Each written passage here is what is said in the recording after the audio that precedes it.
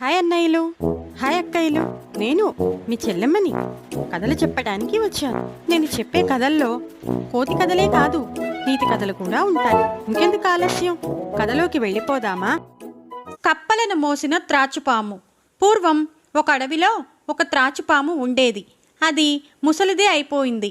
దానికి వేటాడే శక్తి తగ్గిపోయింది.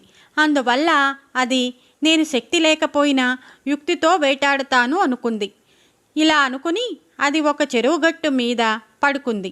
ఏమీ తినకుండా, కళ్ళు తెరవకుండా, అక్కడే కదలకుండా ఉండసాగింది. దాన్ని చూసిన కప్పలు ఆ పాము హింస చెయ్యదని, తపస్సు చేసుకుంటోందని అనుకున్నాయి. ఒక కప్ప పాము దగ్గరికి వచ్చి, ఎందుకీ తపస్సు?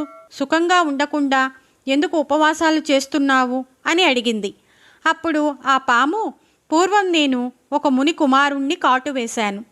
అందుకు కోపించిన ముని కప్పలను మోస్తూ జీవించమని నన్ను శపించాడు అని సమాధానం చెప్పింది. ఆ మాటలు విన్న కప్పలు ఎంతో సంతోషించాయి. ఆ పాముని గుడ్డిగా నమ్మి దాని మీద ఎక్కి కూర్చున్నాయి.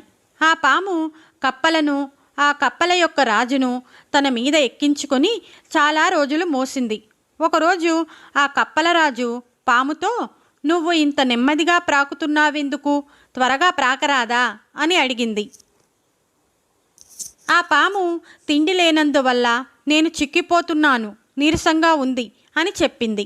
నువ్వు రాజుగారి వాహనానివి, నువ్వు ఇంత నీరసించిపోవటం నాకు అవమానకరం. నీకు ఇష్టమైన ఆహారం ఏమిటో చెప్పు, నేను దానిని సమకూరుస్తాను అని కప్పలరాజు అంది. అప్పుడు ఆ పాము, రాజా, నా ఆహారం కప్పలు అని బదులు చెప్పింది. మూర్ఖుడైన ఆ కప్పలరాజు కొంచెంసేపు తటపటాయించి, అలా అయితే చిన్న చిన్న కప్పలను తిని నీ ఆకలి తీర్చుకో అంది. ఆ మాటకు సరే అని పాము ఒక్కొక్క కప్పనే మింగివేయసాగింది. చిట్ట చివరికి ఒకరోజు కప్పలరాజునే మింగివేసింది. నీతి: దుర్మార్గులు మంచి మాటలతో మోసగిస్తారు. మనం దుర్మార్గులని ఎక్కువగా నమ్మరాదు. ఓ మాట, అన్నయ్యలు, అక్కయ్యలు, దయచేసి మన ఛానల్ని సబ్స్క్రైబ్ చేయరా? చేసేసారా?